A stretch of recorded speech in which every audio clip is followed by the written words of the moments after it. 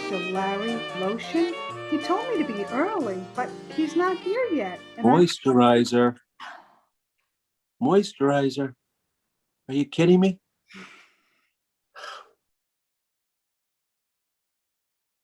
Can you hear me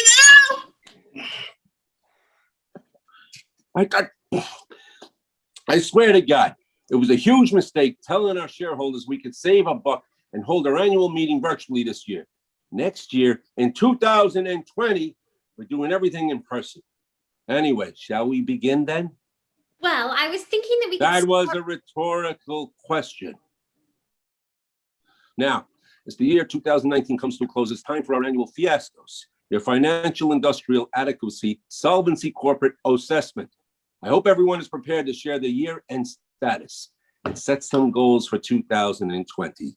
Solo Cup, conferencing in from our Washington, D.C. office. Let's begin with you. Thank you, boss. Yeah, we crushed it in our product placement in the Brett Kavanaugh hearings. Him sitting up there talking about drinking beer while basically chugging water out of one of our more basic products, the clear plastic cup, was a huge success. About 3.8 million hot co-eds went out that very day to buy more solo cups, presumably to try that devil's triangle game he was describing. Well, I am glad to hear about all of your success, but I'm not hearing much forward thinking. Remember, if a company is not growing, it's dying. Solo Cup, I don't want to have to write you any negative fiasco. I want to know what's next. When is Ruth Bader Ginsburg going to keel over? Who will be her replacement, and how can we get a Solo Cup into his hands? What is your next move? Yeah, don't worry, boss. We actually have an in with Ginsburg's personal trainer who's feeding us the daily update on her declining calisthenics routine. And we have someone on the inside of the Trump administration who scanned a short list for the heavy drinkers. Great, bro. Love to hear it, bro. Straws, coming in from the Honolulu office. Quite a year you've had. What are your sales now? See? All right. Well, as you know, plastic straws had a major setback due to that disastrous video by that drive me crazy actor who wanted us all to stop sucking, and we really thought our days were numbered. We had to completely shift gears into the paper straw business, which honestly is a terrible product.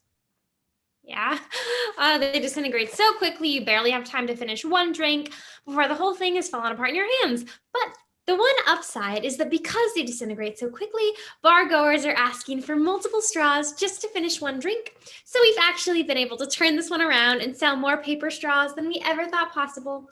Yep, that's good. Thank you. Well done, Straws. Remarkable way of turning an impending PR scandal into a wildly profitable opportunity. That's the kind of leadership we need at Procter & Gamble, Johnson & Johnson, Colgate, Unilever, Palmolive Company. Okay, who's next? Paper towel coming in from our San Juan office. Let's hear from you. Yes. Well, as you know, hurricanes have been a major focus of the paper towel industry for the last several cycles. And as you all remember, we have been really attempting to escalate climate change to try to get that perfect catastrophic weather event. And in 2017, I think we nailed it with Hurricane Maria. See, that was when we were able to get our product into the hands of President Trump. And the thing that I think really took it over the edge was he actually thought that this was the best solution to clean up all of the hurricane damage. And in fact, paper towels was the only thing he even took on his trip. So I'd say the pitch worked. And now paper towels are the product known to clean up all weather crises. In fact, if you look at the numbers, in Puerto Rico alone, we're making more money on paper towels than in the entire 50 states combined. Well done. So, Yeah. What do you have coming up? Then planning any tsunamis, polar vortex, tropical storms? We should all be thinking of paper towels as the only viable solution to any kind of natural disaster. Puerto Rico will recover eventually, unfortunately. Absolutely. I completely agree with you. And so to answer your question, it might sound a little convoluted, but here's what we have on the docket for this year. Okay, so I ask you, why do people need paper towels? Not sure. Come on, guys. This one's pretty easy. Messes? No, the answer I'm looking for is water. Yes, good old water. Yes, water. Get to the point. Yes, sir. Yes. So I ask you, what might you need water for? Because you're thirsty? No, for fire. Oh. Whoa. Okay. Oh, wait. So, how do we get fire? Oh, wait. I know this one. Okay. Another oil spill. Wrong answer. I was looking for gender reveal parties. I'm sorry, what? Okay. Now hear me out on this one. As I reported, our climate change initiative has gone exceedingly well, and we have been able to project that one of the most common things to come out of this is going to be an increased risk of wildfires. In the process of cleaning up these fires, you're going to need truckloads and truckloads of water pouring down the Golden State. Now, to clean up all that water, you're going to need a whole lot of paper towels. Okay. But what does that have to do with people exposing their genitals? No. Oh, okay. No, I'm sorry. Let's just reverse this real quick. A gender reveal party is a party where families buy a whole bunch of blue and pink extravagant garbage to let their friends and families know what the gender of their unborn child will be. You've really lost us now. Okay.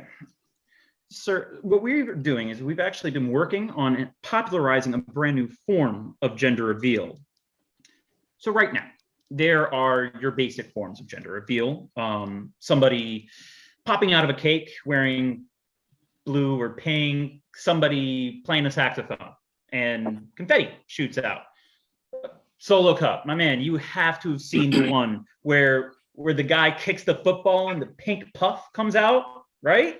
See? All right, we're on the same page. See, but what we have done is we have been placing ads for a gender reveal smoke producing pyrotechnic device that we've been advertising in some of the driest areas of California, which will inevitably cause a disaster. And where disaster strikes, fire will be. Where there's fire, there's water. And where there's water, you're going to need to clean that up with your savior in mind, paper towel. Oh, yeah. Sounds absolutely implausible. I don't think anyone would buy fireworks to reveal the gender of their child. Okay, sir. We've actually been doing extensive marketing research, and I think that we've actually pinpointed the social media accounts of the exact heteronormative, rich snowflake whose feeds we are blowing up right now with advertisements. No pun intended. I'm skeptical, but send me weekly reports on your progress. Okay, who's next? Toilet paper? How's it going in the New York City office? Yeah, well, we orchestrated a marvelous blackout in New York City this year. You know, when blackouts happen, the grid goes out, people really go to town at stocking up their bathrooms. Works like a charm every time. Yes, blackouts. You've been talking about blackouts for decades. Well, we've got plans for more blackouts, power outages. You know, people always buy more toilet paper when they're holed up at home. Come on now. You can think bigger here. I'm not impressed. Keep brainstorming, but so far it sounds like stagnation. Moving on. Moisturizer. Yes. Okay. Well, we have a lot of cool stuff we've been working on. The problem is that as winters are getting milder, people's skin just isn't drying out and cracking like it used to. We're testing out some options for actually, literally, draining the swamp and decreasing the humidity and all those coastal elite states. Draining the swamp? Yes, you know. So when it's drier out, people will need more moisturizer. What were your numbers for this year? Show me a chart. Uh, well, so it wasn't our best year, but you could This see. is abysmal. Ugh. You are on your last straw. Go, everybody. Thank you. Thank you. Thank you, everyone. Didn't I have this exact conversation with you last year? Yeah, well, maybe, yes, but all of those hurricanes paper towel has been working on are really not helpful for drying out people's skins. It's very counterproductive for what we've been trying to work on over here. Okay, team, listen. Let's help Moisturizer out. Let's start spitballing here. Otherwise, you're going to bleed us dry, and we're going to have to let you go. What else makes skin dry? Utah? Turning on the heat in the winter? Okay. Some interesting ideas. Anyone else? Water. You mean not water? No, I mean water. I mean, if you have like obsessive compulsive disorder and you start like washing your hands nonstop, it actually will suck all the natural oils right out of your hands. Not that I have any personal experience in that. Okay, yes. Thank you, paper towel. You're really on a roll tonight. So we need to get everyone to have OCD? Or you could just get them all to be obsessive compulsive about something. I'm sure there's some way to convince millions of people to start washing all those natural juices off their hands. Yeah, okay. We all need to be told to wash our hands many times a day and for a long time each time. Wow! Thanks, everyone, for stepping in for me. This is great. Moisturizer, bring us home. What gets everyone obsessively washing their hands? Riding the subway? Touching too many doorknobs? What about a virus? A virus! Virus. Where the only thing that can save you is to wash your hands obsessively. Yes, like Ebola. No, not like Ebola. Ebola only affected people in poor countries. I mean, Ebola victims wouldn't be caught dead buying moisturizer. Heck, they'd probably die before they could even make it to the store. No, when you have Ebola, you're sick, and I mean like sick. All you really can do is get quarantined, isolated, and die. Yes, that's right. It would have to be something where people are scared. They could get it at any minute, but the transmission would have to be so subtle so as to cause fear. You could get it from your mailman, your grocery vendor, your hairdresser. That's why the only preventive method is washing your hands. Yes, exactly. When you have Ebola, you know you have Ebola. And when you're transmitting Ebola, you know you're transmitting Ebola. I mean, it's obvious to everybody. No. What we need is a virus that you don't even know you have it. You don't even know you're transmitting it. But it has to be something that can't be contained, you know?